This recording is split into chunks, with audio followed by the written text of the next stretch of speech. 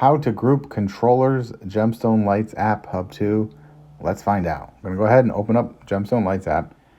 Under devices, mine says showroom. Yours would say whatever else. But in the upper right hand corner, you see a little plus sign. You're going to go ahead and click that.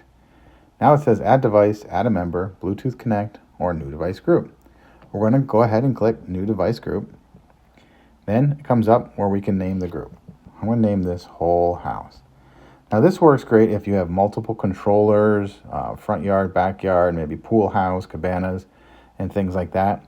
And you just want to control all controllers at the same exact time so that you can manually change them to the same pattern or the same color.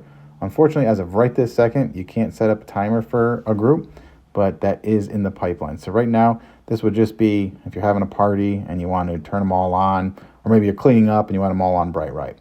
So you're going to name the group, and then it says select devices. In this case, I only have showroom, so I can only add that. If you have other ones underneath where it says showroom, there'll be the other choices, and you just tap and untap the ones you want included in it, and then you click Save Group.